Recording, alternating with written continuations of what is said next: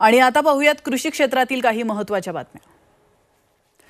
तर बातमी आहे जळगावमधून। जळगाव जिल्ह्यातील अनेक ठिकाणी चांगला पाऊस झाल्याने खरीप हंगामाच्या पेरणीला वेग आलाय। आपण या दृश्यांच्या माध्यमातून पाहू शकतो की बहुतांश भागामध्ये सध्या पेरणी सुरू आहे। जळगाव जिल्ह्यामध्ये सर्वाधिक कापसाची लागवड केली जाते। मात्र 2 वर्षांपासून कापसाला भाव न मिळाल्याने यावर्षी कापसाच्या लागवडीचं क्षेत्र घटण्याचा अंदाज व्यक्त केला जातोय। याचाच आढावा घेतलाय आमचे प्रतिनिधी वाल्मिक जोशी यांनी। पाहूया।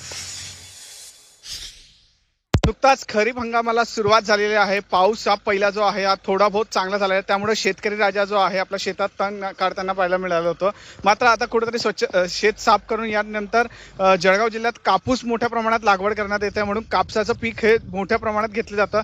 याकरता शेत पेरून ठेवल्यानंतर कापसाचं जे बीज आहे ते पावसात किंवा याच दिवसाला लावलं जातं, जेणेकरून पीक जे आहे ते मोठ्या प्रमाणात चांगलं येतात। एकंदरीत बघितलं तर आपण एका शेतामध्ये आहात। या ठिकाणी महिला वर्ग जे आहे भर पावसामध्ये शेतीचे काम करतात आहे आणि कापसाचं पीक लावतात आहे। एकंदरीत गेलं बघायला गेलं तर गेल्या वर्षीच्या तुलनेमध्ये या वर्षी कापूस लावण्यामध्ये 12% घट झाली पाहायला मिळाले जाते।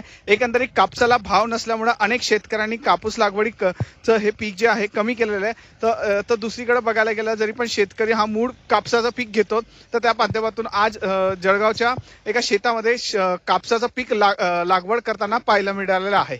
वाल्मिक जोशी, झी मीडिया, जळगाव। आणि आता बातमी समोर येते लातूरमधून। लातूरच्या शेतकऱ्याची ही बातमी आहे। पाऊस पडत असल्यामुळे लातूर जिल्ह्यात पेरणीला सुरुवात झाली आहे। गेल्या 2 दिवसांमध्ये 1 लाख हेक्टरवर पेरा झालाय। मात्र सोयाबीनला बाजारात भाव नाहीये। अनेक शेतकऱ्यांना पीक विमा मिळाला नाहीये, त्यामुळे शेतकरी अडचणीत सापडलाय। थेट शेतातच शेतकऱ्यांशी संवाद साधत त्यांच्या परिस्थितीचा आढावा घेतलाय आमचे प्रतिनिधी वैभव बालकुंदे यांनी। पाहूयात। मृग नक्षत्रात पहिल्यांदाच चांगला पाऊस झाल्यामुळे आता शेतकरी पेरणीच्या लगबगीत आहेत। आता प्रत्यक्ष पेरणीला सुरुवात झाली। आपण पाहू शकताय की लातूर जिल्ह्यामध्ये शेतकरी आता पेरणीच्या कामाला लागलेला आहे। शेतकरी राजा आपल्या काळ्या आईची ओटी भरण्यासाठी अनेक दिवसापासून सज्ज होता, मोठ्या पावसाच्या प्रतीक्षेत होता, पण आता पाहायला गेलं तर प्रत्यक्ष पेरणीला सुरुवात झाली आहे। आपल्यासोबत शेतकरी आहेत, आपण त्यांना विचारूया की काय सांगाल। एकंदरीमध्ये पाहायला गेलं तर गेल्या वेळेस आपला दुष्काळ होता, कमी पाऊस पडला, त्याच्यामुळे अनेक संकटातून सोयाबीनचं पीक गेलं। आता काय परिस्थिती आहे? गेल्या वर्षी आम्ही जुलै महिन्यात पेरण्या केलो, त्याच्यामुळे उत्पन्न भेटलेलं नाही। या वर्षी आम्ही मिरगाची पेर चालू आहे। या वर्षी आम्ही 1001 बॅग आणले आहे 4,544 रुपयाला। आमचं सोयाबीन सध्या 45-4,000 विक्री चालू आहे। सरकारकडून अपेक्षा, आम्हाला विम्याची अपेक्षा आहे, सोयाबीनचा भाव वाढावं, कमीत कमी 8-9 हजार रुपये क्विंटल भाव ठेवावं, भाव बांधीव करावं।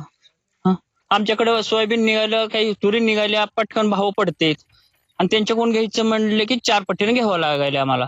त्याच्यामुळे शेतकरी अडचणीत आलेला आहे। काहीतरी उपाययोजना करावी आणि शेतकऱ्याला मदत करावी, सोयाबीनचा भावामध्ये वाढ करावी, अशी एकंदरीमध्ये या शेतकऱ्यांनी मागणी केली आहे। वैभव बालकुंदे, झी मीडिया, लातूर। आणि आता घेऊयात कृषी क्षेत्रातील बातम्यांचा वेगवान आढावा।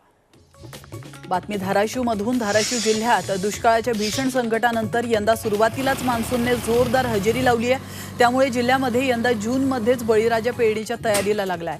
आतापर्यंत जिल्ह्यात 200 मिलीमीटरच्या पुढे पाऊस झालाय। जिल्ह्यामध्ये सुमारे 35% क्षेत्रावर पेरणी पूर्ण झाली आहे आणि यंदा सोयाबीनचं पेरणी मोठ्या प्रमाणामध्ये केली जाते। तर जळगाव जिल्ह्यातील अनेक ठिकाणी चांगला पाऊस झाल्याने खरीप हंगामाच्या पेरणीला वेग आलाय। बहुतेक भागामध्ये सध्या पेरणी सुरू आहे। जळगाव जिल्ह्यामध्ये सर्वाधिक कापसाची लागवड केली जाते। 2 वर्षांपासून कापसाला भाव न मिळाल्याने कापसाच्या लागवडीचं क्षेत्र घटण्याचा अंदाज व्यक्त होतोय। पाऊस पडत असल्यामुळे लातूर जिल्ह्यात पेरणीला सुरुवात झाली आहे। गेल्या 2 दिवसांपासून 1 लाख हेक्टरवर पेरा झालाय। मात्र सोयाबीनला बाजारात भाव नाहीये। अनेक शेतकऱ्यांना पीक विमा मिळालेला नाहीये, त्यामुळे शेतकरी अडचणीत सापडला। सोलापूर जिल्ह्यात समाधानकारक पाऊस झालाय, तर खरीप हंगामाच्या पेरणीला पोषक वातावरण निर्माण झाल्यानं शेतकऱ्यांनी पेरणीला सुरुवात केली आहे। पुण्यातील भाताचा आगार म्हणून ओळखल्या जाणाऱ्या भोरच्या हिरडोशी खोऱ्यामध्ये भात तरव्यांची चांगली उगवण झाली आहे। वेळेवर पाऊस झाल्याने आणि पेरलेल्या सर्वच दाण्यांची उगवण झाल्याने शेतकरी समाधान व्यक्त करतात। खरीप हंगामाच्या पेरणीसाठी सध्या शेतकऱ्यांची लगबग सुरू झाली आहे। पेरणीसाठी लागणारे बियाणं आणि खतं घेण्यासाठी शेतकऱ्यांची खतांच्या दुकानात गर्दी होते। खरीप पेरणी जोमामध्ये सुरू झाल्याने खत खरेदीसाठी झुंबड उडाली आहे।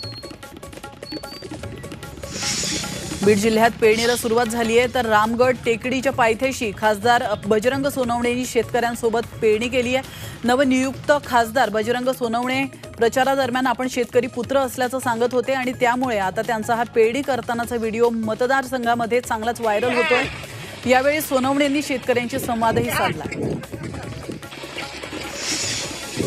राज्यात वेळेपूर्वीच दाखल झालेल्या नैऋत्य मोसमी पावसाचा कोकण किनारपट्टीपासून विदर्भापर्यंत जोर कमी झालाय। पावसानं उघडीप दिल्यामुळे उन्हाचा चटका देखील वाढलाय। राज्यामध्ये तापमान 35 ते 40 अंश सेल्सिअसवर गेलंय। 20 जून नंतर आता मोसमी पाऊस पुन्हा जोर धरेल असा अंदाज हवामान विभागानं वर्तवलाय।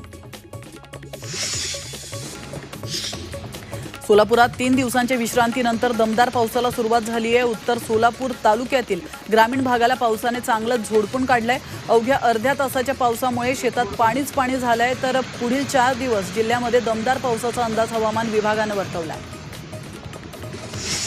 रत्नागिरीच्या चिपळूण तालुक्यामध्ये ढगफुटीसारखा पाऊस झालाय, तर तिवरे गावामध्ये धरण खोरे परिसरामध्ये हा तुफान पाऊस झाल्याचं कळतंय। या पावसामुळे आजूबाजूचे नदी नाले तुडुंब भरून वाहत आहेत। मुसळधार पाऊस झाल्यानंतर इथले ग्रामस्थ भीतीच्या छायेखाली जीव मुठीत घेऊन वावरतात। वाशिम जिल्ह्यातील मालेगाव रिसोडसह अनेक भागात मेघगर्जनेसह जोरदार पाऊस झालाय। शेतकऱ्यांनी पेरणी सुरू केल्याने या पावसाचा लागवड केलेल्या पिकांना फायदा होणार आहे। दरम्यान दमदार पाऊस झाल्याने अनेक ठिकाणचा विद्युत पुरवठा खंडित झाला।